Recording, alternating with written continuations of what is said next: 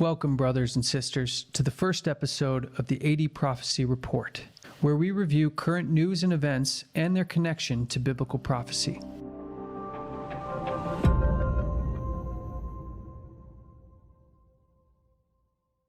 I'm your host, Matthew Shawnshea. If you want to keep up on the latest prophetic events, make sure to join Amazing Discoveries bi-weekly newsletter that keeps our followers informed for the times we live in.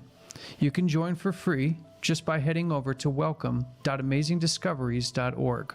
Understanding prophecy is the key for anyone who wants to understand the times that we live in. In the past few weeks, the world has seen a major disruption to normal life that's unprecedented in modern history, which makes it even more vital for us to understand the conditions of the times that we live in. Prophecy is the means by which we are to prepare for our future and provides a sure foundation for our faith.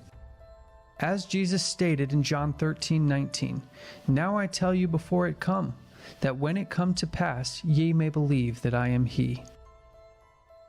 With one of the highest-ranking U.S. government officials making headlines in 2019 regarding their devout Catholic views, Attorney General and Knights of Columbus member William Barr made bold statements that many have seen as crossing the line of church-state separation.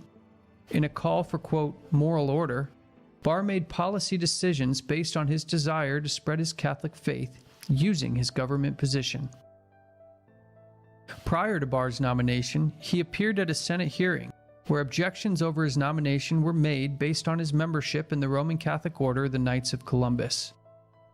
Let's take a quick look over some of the initial rites and rituals of this order to better understand why there would be objections made at a Senate hearing. The book Knights of Columbus, A Complete Ritual and History of the First Three Degrees, offers a peek into what principles must be accepted in order for one to become a knight. On page 37 it states, "Knights, brothers, we are now engaged in the noble work of our order. Remember your promises and prove yourselves true knights, loyal sons of the Holy Mother Church." Page 45 asks for obedience, but obedience to who? Quote, "Do you pledge yourself to obey the Church in all that relates to faith and morals?" The initiate must say, "I do," in order to continue.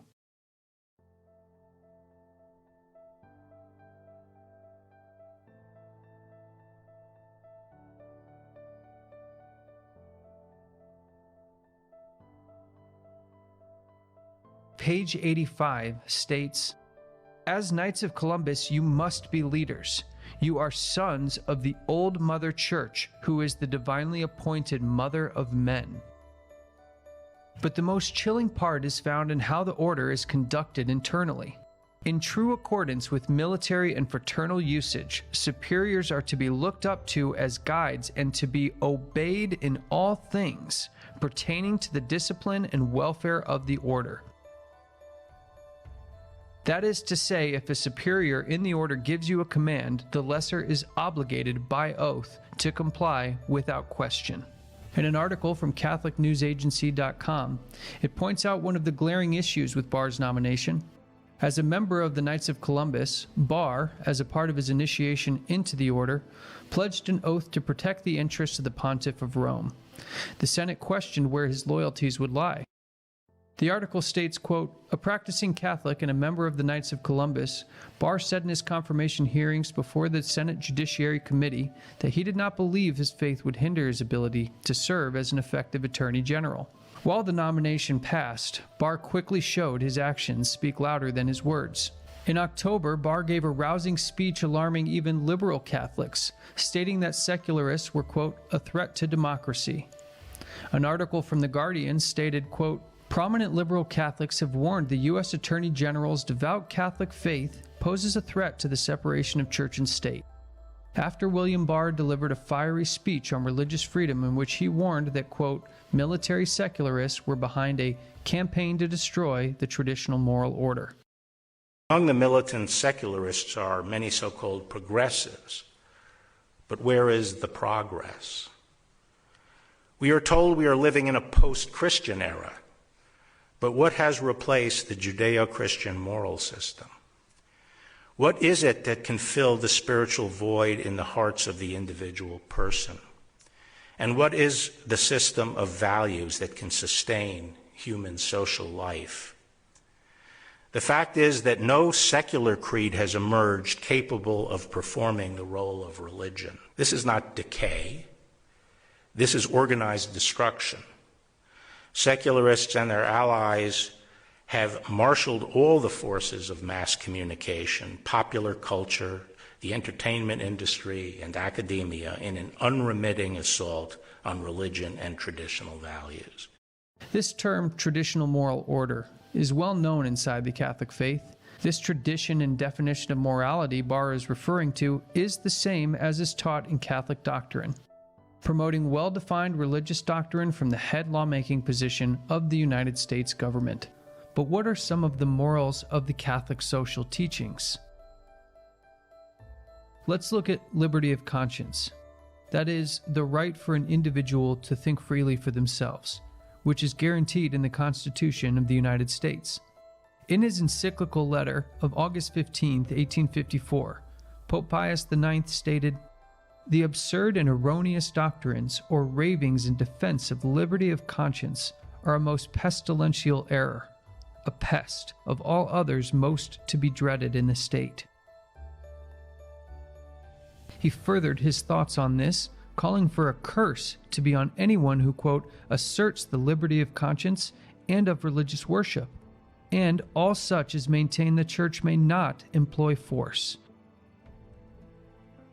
This social teaching was the basis for the office of the Catholic Inquisition, now called today the Congregation for the Doctrine of the Faith, to perform its duties, which included torture. A Catholic priest by the name of D. Noia said in a 2006 article from The Telegraph, "Torture was regarded as a perfectly justified, legitimate way of producing evidence, and it was therefore legally justified." What about the death penalty and the common good as defined by Catholic social teaching? On this, Pope Pius XII said, "It is reserved to the public power to deprive the condemned man of the benefit of life. By his crime he has dispossessed himself of the right to life." The Catholic saint Thomas Aquinas further established this social teaching, stating, "Therefore, if a man be dangerous and infectious to the community on account of some sin, it is praiseworthy and advantageous that he be killed in order to safeguard the common good." The way they define common good is exactly the opposite as the way most define common good. It's not enough to use the same terminology and just assume that they mean the same thing. This is the same moral social teaching that Barr swore to uphold and protect in the Knights of Columbus, and the same moral social teaching he is pushing for now from his government position. One of the more disturbing decisions was when Barr reinstated the federal death penalty and immediately scheduled 5 executions. Breaking news out of the Justice Department. The Attorney General, William Barr, now saying the federal government will resume the death punishment after nearly 2 decades. Let's bring in NBC News Justice correspondent Pete Williams with more. Pete, what do we know? Well, the Attorney General says he is ordering a change in the lethal injection system used for prisoners at the Terre Haute prison, where the federal death penalty has been carried out by lethal injection. And he has ordered the government to resume the death penalty. And federal government has long had the death sentence, but there's only 3 people that have been put to death in the federal system since the death penalty was reimposed in the modern era after the Supreme Court stopped it in the 1970s. So these 5 that have been scheduled to receive lethal injection all have exhausted their legal appeals. Attorney General Barr says that given its legality and given a way to do it that will avoid some of these legal challenges over the 3-drug protocol, it's time to restart it in the federal system. This policy change becomes especially concerning when considering the Department of Justice, led by Barr, has recommended as recently as March 21st that the Constitution be suspended during this public health crisis, allowing the government to detain people indefinitely without trial. This work has paved the way for future persecutions of those who maintain their Protestant positions. One might ask, Of the two oaths William Barr took, one with the Knights of Columbus and one with the American government, which one is he obliged to uphold? Chapter 13 of the book of Revelation warns of this power and what its aim is. Starting at verse 11, the Bible tells of a beast that comes up out of the earth, and had two horns like a lamb, and spake as a dragon. On the surface, this imagery doesn't seem to allude to any particular power or have any particular historical context.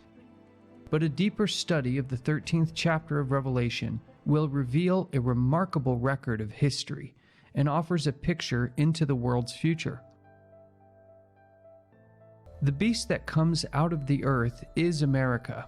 Its two horns are the principles of church and state, which, when separate, are Christ or lamb-like principles. But we see this power will speak as a dragon, which is to say, it will speak as Satan does, by force.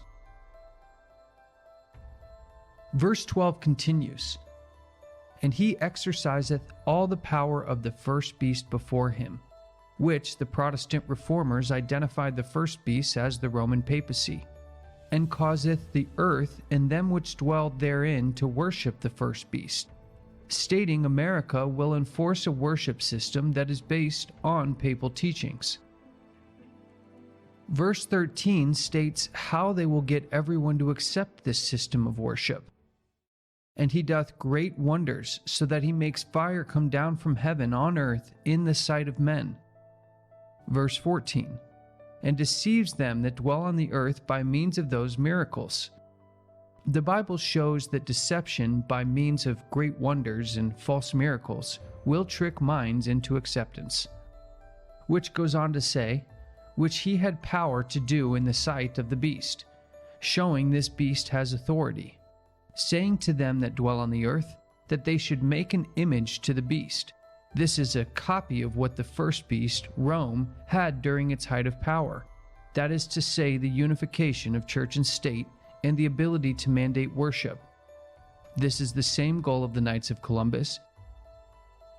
Verse 15 goes on to show what happens to those who do not accept this way of thinking, which will be disguised as a common good, stating, "causing that as many as would not worship the image of the beast should be killed," which, as we've seen, is in harmony with social teachings upheld by prior popes.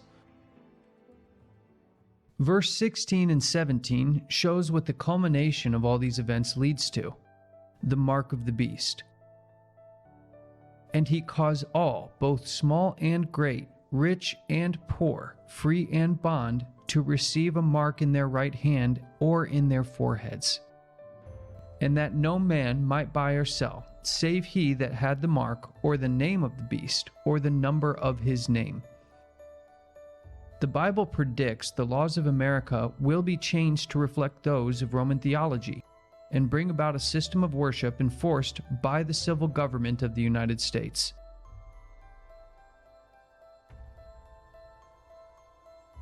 It shows that the American civil power will inevitably enforce worship principles based on Roman Catholicism.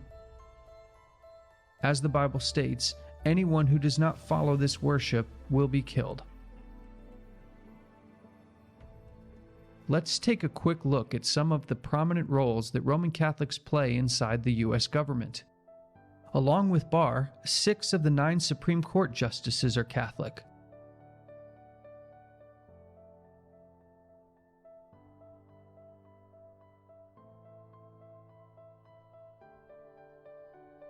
Jerome Powell, Federal Reserve Chairman, Gina Haspel, Director of CIA, Gavin Newsom, Governor of California, Andrew Cuomo, Governor of New York, Nancy Pelosi, House Minority Leader, Joe Biden, former Vice President and current presidential candidate, and Alexandria Ocasio-Cortez, House of Representatives, New York. With all of these governing and legislative officials sharing their Catholic faith, are the legislative pieces in place to, as the Bible states, make an image to the beast? But there's no need to fear. As Jesus said, "Fear not, little flock, for it is your Father's good pleasure to give you the kingdom. For nothing is secret that shall not be made manifest, neither anything hid that shall not be known and come abroad. Let us not live by fear, but by faith. Be empowered by your own study of the sure word of God. As it says in the book of Proverbs, every word of God is pure. He is a shield unto them that put their trust in him." Prophecy was given and to be understood so we could be prepared to make the right choice when the time comes.